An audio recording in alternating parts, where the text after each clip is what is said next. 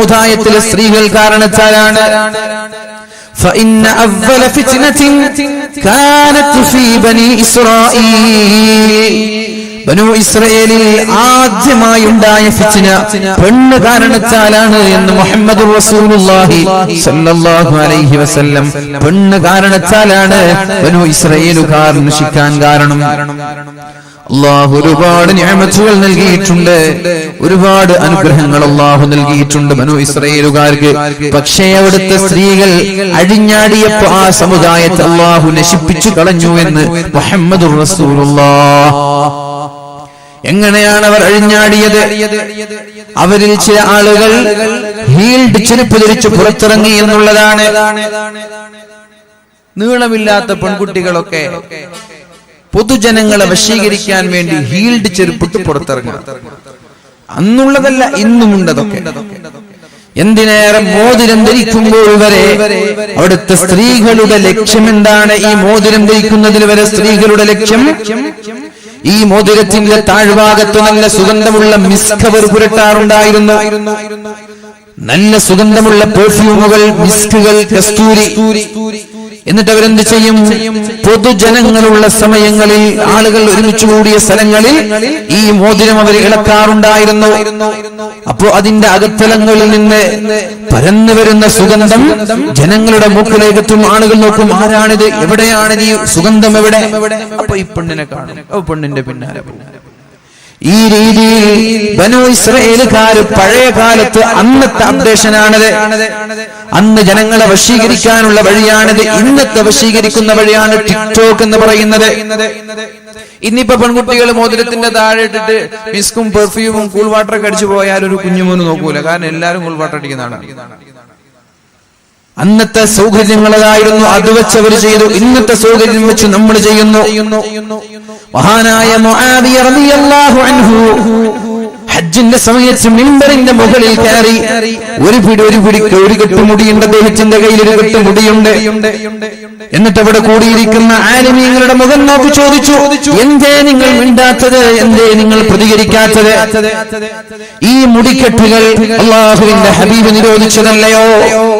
ചെറിയ മുടികളുള്ള പെൺകുട്ടികൾ, നല്ല അയൺ ചെയ്ത മുടികൾ, വെപ്പുമുടികൾ തന്റെ തലയിൽ വെച്ചുകൊണ്ട് മറ്റുള്ളവരെ വശീകരിക്കുന്ന ഒരു കാലമുണ്ടായിരുന്നു. അതേപോലെ പാദസരങ്ങളിൽ ശബ്ദമുണ്ടാക്കുന്ന പാദസരങ്ങൾ ധരിച്ച് ആളുകളുള്ള വഴിയിലൂടെ വെച്ച് നടന്നു പോകുന്ന പെൺകുട്ടികൾ. ഇതെല്ലാം അല്ലാഹുവിന്റെ ഹബീബിന്റെ കാലത്ത്, ബനൂ ഇസ്രായേലുകാരുടെ കാലത്ത് മറ്റുള്ളവരെ വശീകരിക്കാൻ വേണ്ടി ഉപയോഗിച്ച മീഡിയകളാണ്. എന്നാൽ ഇന്ന് നമ്മൾ ഉപയോഗിക്കുന്നത് ടിക്ടോക്കാണ്, മ്യൂസിക്കലിയാണ്, ഇൻസ്റ്റയാണ്, ഫേസ്ബുക്കാണ്, വാട്സപ്പാണ്. തന്റെ മനോഹരമായ ഫോട്ടോകൾ ഇന്ന് കണ്ടോളൂ, പിടിച്ചോളൂ, നോക്കിക്കോളൂ. തന്റെ മനോഹരമായ വീഡിയോകൾ ചുണ്ടുകൾ ചുവപ്പിച്ച്, മുഖം വെളുപ്പിച്ച്, തന്റെ ഹിജാബ് കൂർപ്പിച്ച് ജനങ്ങളിലേക്ക് അയച്ചു കൊടുക്കാൻ, ആസ്വദിക്കാനും വേണ്ടുവോളം നോക്കാനും വേണ്ടി. ഇത് തന്നെയല്ലേ ടെംപ്റ്റേഷൻ എന്ന് പറയുന്നത്? ഇത് തന്നെയല്ലേ ജനങ്ങളെ ആകർഷിപ്പിക്കുക എന്ന് പറഞ്ഞാൽ ഇത് തന്നെയല്ലേ? അത് കാരണത്താൽ ബനൂ ഇസ്രായേലുകാർ നശിച്ചുവെങ്കിൽ എന്റെ പ്രിയപ്പെട്ട മുസ്ലിം സഹോദരിമാരോട് പറയാനുള്ളത്, നമ്മുടെ സമുദായം തകർന്ന് തരിപ്പണമാകും. പരാജയത്തിന്റെ കൈപ്പുനീര് കുടിക്കേണ്ടി വരും നമ്മുടെ സമുദായം.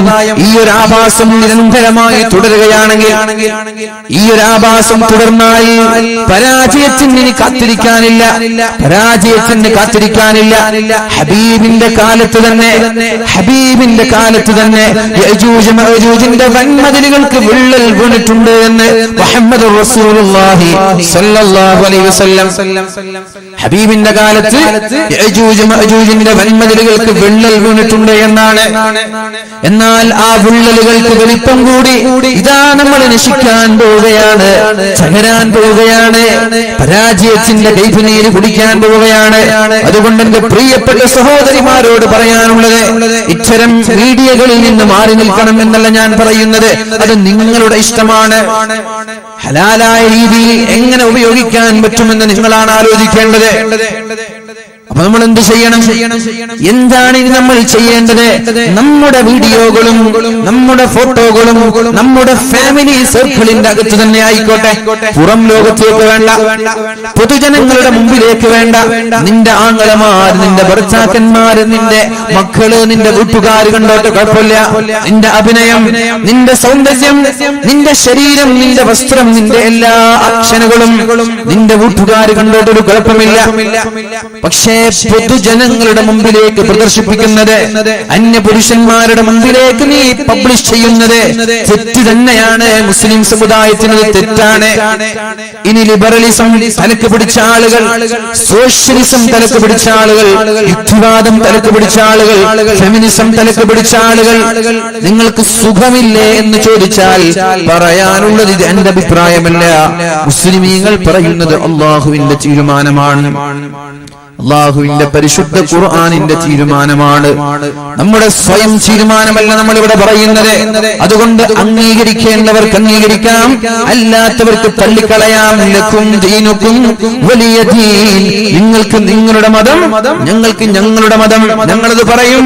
മുസ്ലിമീങ്ങളായ കാലത്തോളം ഞങ്ങളത് പറയും, പറഞ്ഞുകൊണ്ടേയിരിക്കും. നന്നാവേണ്ടവർക്ക് നന്നാവാം, അല്ലാത്തവർക്ക് ഒഴിവാവാം.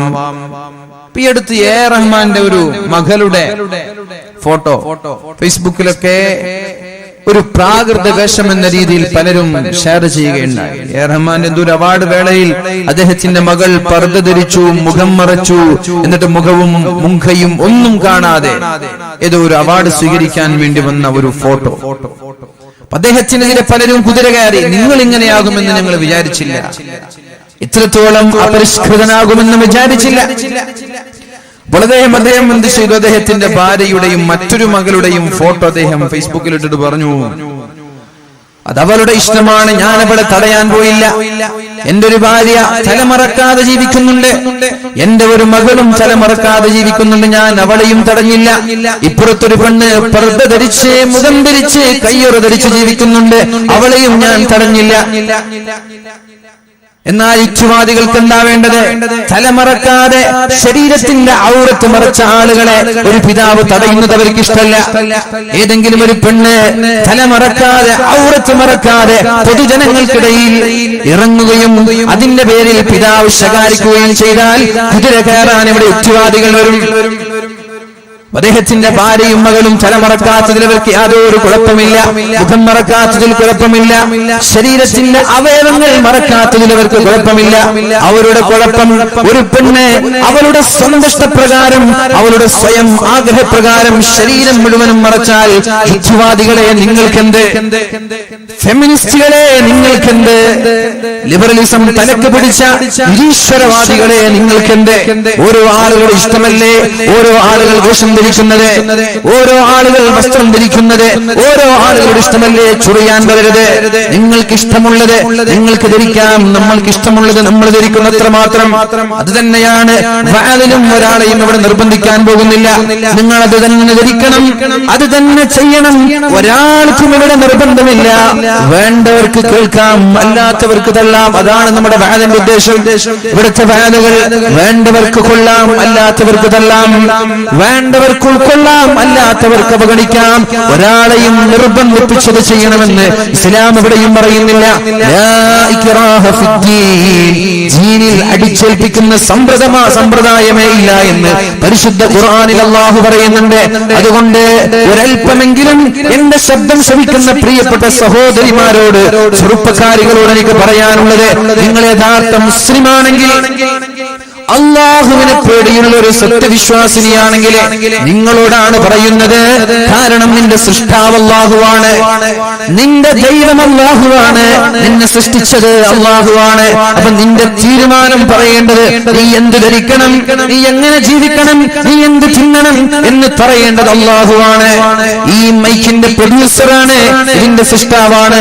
ഇതെങ്ങനെ ഉപയോഗിക്കണം എന്ന് പറയേണ്ടത്, എത്ര വാട്ട്സ് വേണം, നിന്റെ ആംപ്ലിഫയർ എങ്ങനെ വേണം, ഇതിന്റെ മിക്സർ എങ്ങനെ വേണം, എല്ലാം പറയേണ്ടത്, ഇത് എത്ര കാലം ഉപയോഗിക്കണം, ഏത് രീതിയിൽ ഓപ്പറേറ്റ് ചെയ്യണം, ഇതെല്ലാം പറയേണ്ടത് ഇതിന്റെ നിർമ്മാതാവാണ്, മൊബൈൽ ഫോണിന്റെ നിർമ്മാതാക്കളാണ്.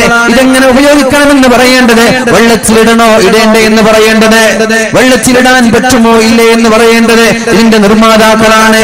എല്ലാ നിർമ്മാതാക്കൾക്കും അവരവരുടെ സ്വാതന്ത്ര്യം നൽകിയപ്പോ എന്റെ സർവ്വലോക സൃഷ്ടാവായ അള്ളാഹുവിന്റെ സൃഷ്ടികളെന്ന് വിശ്വസിക്കുന്ന മുസ്ലിം സമുദായത്തിലെ മുസ്ലിമീങ്ങൾക്ക് അള്ളാഹു പറഞ്ഞത്, അവരുടെ സൃഷ്ടാവ് പറഞ്ഞത് ഉൾക്കൊള്ളാൻ നിങ്ങൾക്ക് സമ്മതം നൽകാൻ കഴിയാതെ വന്നുപോയത് എന്തേ നിങ്ങൾക്ക് ചൊറിച്ചിൽ വരുന്നത്? അതുകൊണ്ട് എന്റെ ശബ്ദം ശ്രവിക്കുന്ന പ്രിയപ്പെട്ട സഹോദരിമാരോട് പറയാനുള്ളത്, നമ്മൾ എന്ത് ചെയ്യണം? അള്ളാഹുവിനെ പേടിയുള്ളവരാണെങ്കിൽ അല്ലെങ്കിൽ കുഴപ്പമില്ല, ദീനിൽ വിശ്വസിക്കുന്നവരാണെങ്കിൽ ഇത്തരം ആഭാസങ്ങളിൽ നിന്ന് മാറി നിൽക്കണം. നമ്മുടെ ഔറത്ത്, നമ്മുടെ സൗന്ദര്യം അത് നമ്മുടെ ഭർത്താവിനെ നമ്മുടെ വീട്ടുകാരുടെ മുമ്പിൽ പ്രദർശിപ്പിക്കാനുള്ളതാണ്. അല്ലാതെ പൊതുജനങ്ങളുടെ മുമ്പിൽ ഔറത്ത് വെളിവാക്കി നടക്കുന്നത് ഏത് യുക്തിവാദിക്കാണ് അതൊരു രസകരമാക്കി തോന്നിയത്? ചില ആളുകൾക്ക് ഇത് രസകരമായി തോന്നും. മുസ്ലിമീങ്ങളിൽപ്പെട്ട ചില ആളുകൾക്ക് തന്നെ അത് രസകരമായിട്ട് തോന്നും. എല്ലാവർക്കും അല്ല, മുസ്ലിമീങ്ങൾക്ക് വരെ ചില ആളുകൾ. എന്തിനേറെ പറയണം, ചില ആരോപണങ്ങൾ കടന്നു വരുമ്പോൾ വരെ ആഘോഷിക്കുന്ന ആളുകളുണ്ട്, ആഘോഷിക്കുന്നവർ. എന്തിനാണ് ആരോപണങ്ങളിൽ നമ്മൾ ആഘോഷിക്കുന്നത്? ആരോപണങ്ങൾ എന്തിനാണ് നമ്മൾ പരസ്യപ്പെടുത്തുന്നത്?